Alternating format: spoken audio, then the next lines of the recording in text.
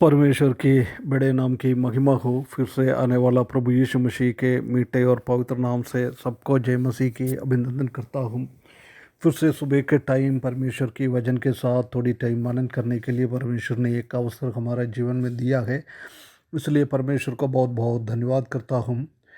पिछले दिनों में हम निर्गमन की किताब 2 अध्याय 14 पद तक हमने पढ़ा है। आज हम 15 से आगे थोड़ा बातें मनन करें। 15 से आगे हम पढ़ेगा तो 19 तक हम देख सकते हैं कि मोसेस एस्केप्स टू मिद्यान। मूसा मिद्यान देश की ओर अपने आप बचाने के लिए जा रहा है। आज हम उसका 15 पद से कुछ बातें मनन करें। 15 पद में ऐसा लिखा है, जब फिरौन ने एक बात सुनी तब मूसा को घात करने की युक्ति की। तब मूसा फिरौन के सामने से भागा और मिद्यान देश में जाकर रहने लगा, और वह यहाँ एक कुएं के पास बैठ गया। इधर हम देख सकते हैं कि फ़रो ने अपना बेटी की इच्छा के हिसाब से एक गुलाम इब्री बच्चे को एक राजकुमार की जैसी 40 साल पाला पोसा और उनके बाद उनका सिंहासन में बैठने के लिए चाहता था, परंतु उसको अंत हो गया है। इधर मूसा ने अपना भाई लोगों को बचाने के लिए अपना शक्ति और अपना बुद्धि और अपना ज्ञान के ऊपर भरोसा रखते हुए उसको बचाने के लिए कोशिश किया, परंतु वो उल्टा हो गया है। अभी उसको बचाने का उनका रास्ता बंद हो गया है। प्रिय भाइयों बहनों, इससे से हम एक बात हम समझ सकता है कि जब हम अपने बल के ऊपर भरोसा रखते हुए हम जीवन बिताएंगे तो हम कुछ परमेश्वर के लिए करने के लिए कोशिश करेंगे तो बिल्कुल वो काम में नहीं आएगा, वो बिल्कुल पराजित हो गया है। अभी वो सोचा है कि उनको बचाने के लिए कोई रास्ता है नहीं, परंतु हम जानते हैं कि उसी टाइम परमेश्वर हमारे जीवन में इंतजार कर रहा था। जब हमने अपना बल को शून्य समझता है, कुछ नहीं समझता है, जब उधर परमेश्वर का ताकत से हमारे द्वारा काम करने के लिए कोशिश करता है।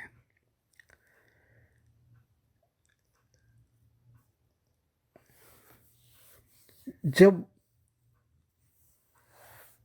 पौलुस बता रहे हैं कि मुझे शक्ति करने वाला प्रभु यीशु मसीह के द्वारा मैं कुछ भी काम कर सकता है प्रभु के लिए, हम परमेश्वर के ऊपर भरोसा रखना है।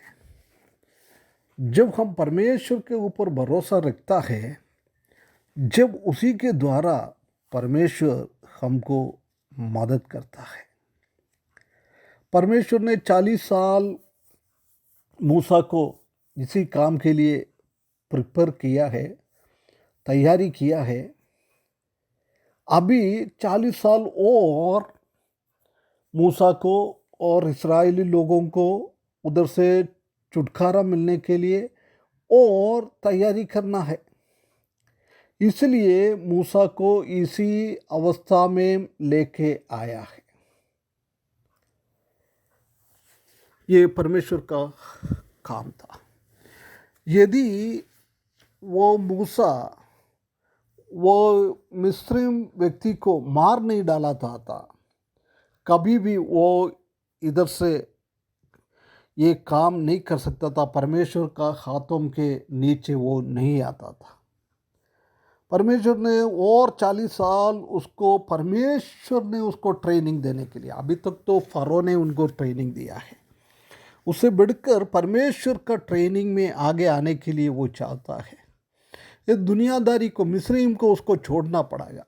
जब तक वो मिस्रईम में रखेगा उसी को ये काम नहीं कर पाता है। इसलिए इस 15 पद से हम ये समझ सकते हैं कि God can use us when leave us worldly things behind.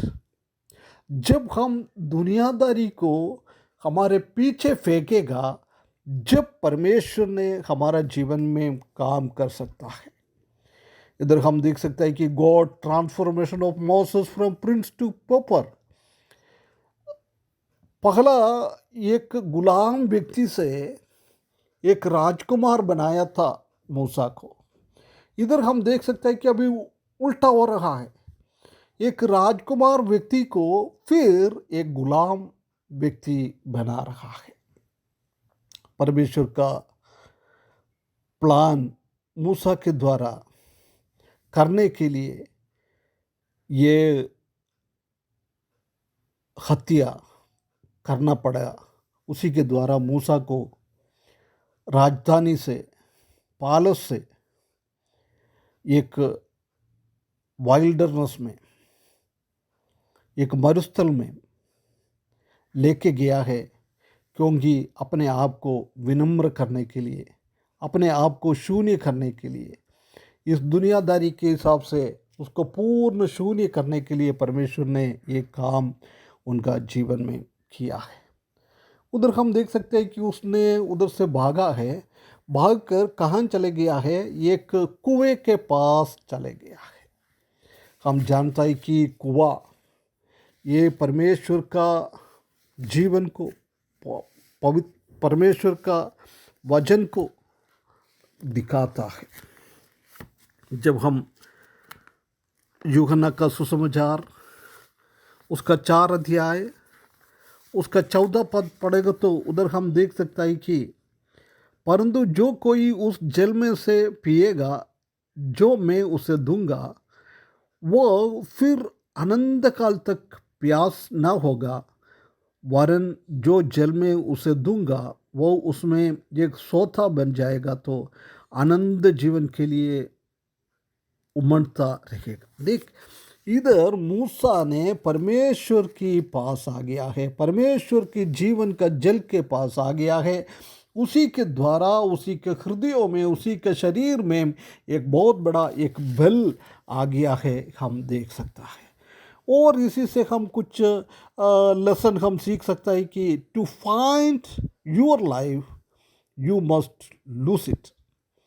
यदि हमारा जीवन को हमको बचाना चाहता है, जीवन को हमको मिलना चाहता है, हम अपना जीवन को क्या करना है, त्याग करना है।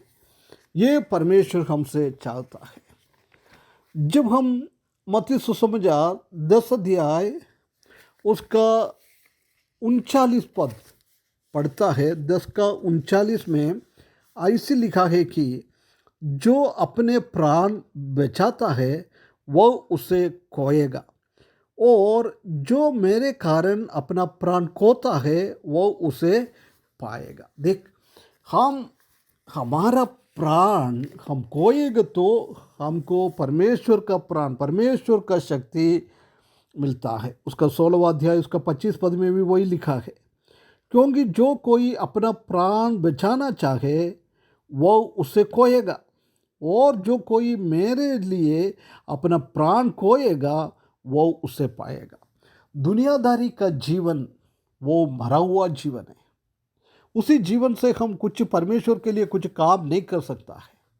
परंतु जब हम दुनियादारी का जीवन को खत्म करता है, जब परमेश्वर का जीवन हमारे पास आता है, जब हम परमेश्वर के लिए काम कर सकता है।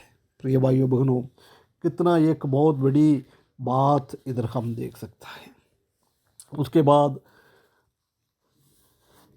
लूका 9 का 23 में और मरकुस 8 का 34 में उधर हम एक ही बात हम देख सकता है, यदि कोई मेरे पीछे आना चाहे तो उसने आपसे इनकार करे और प्रतिदिन अपना क्रूस उठाते हुए मेरे पीछे खोले।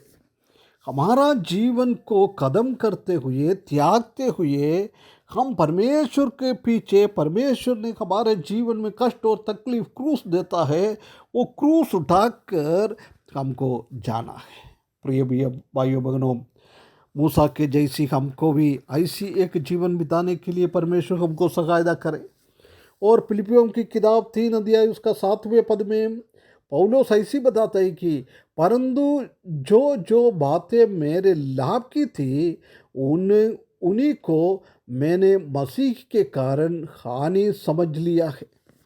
देख, उसके जीवन में बहुत सारा बड़ी बड़ी बात था। मूसा के जैसी फरो का राजकुमार, मिस्रीम का राजकुमार, ऐसी पौलुस के पास भी बहुत बार बड़ी बड़ी बातें थी दुनियादारी के हिसाब से, परंतु जो वह प्रभु का काम करने के लिए चालू किया है, बाकी चीज़ों को सबको उसने हानि समझा है। इब्रानियों के 13 में भी वही हम देख सकते हैं कि इसलिए आओ उसकी निंदा अपने ऊपर लिए हुए चावनी के बाहर उसके पास निकल चले। उसका निंदा सहने के लिए हमको बाहरी चावनी के बाहर जाना पड़ेगा, मिस्रईम से हमको छोड़कर बाहर जाना पड़ेगा, जब परमेश्वर के लिए हम काम कर सकता है। प्रिय भाइयों बहनों, हम ये दुनियादारी को पूरा भूलकर, उसी को तुच्छ समझकर परमेश्वर की बड़ी बड़ी बातों को अपना के हमारा जीवन बढ़ाते हुए परमेश्वर के लिए एक अच्छा नमूनादायक काम करने के लिए, परमेश्वर की इच्छा के हिसाब से, परमेश्वर का महिमा के लिए काम करने के लिए इस वचन के द्वारा परमेश्वर हमको सहायता करे। उसके बड़े नाम की महिमा हो।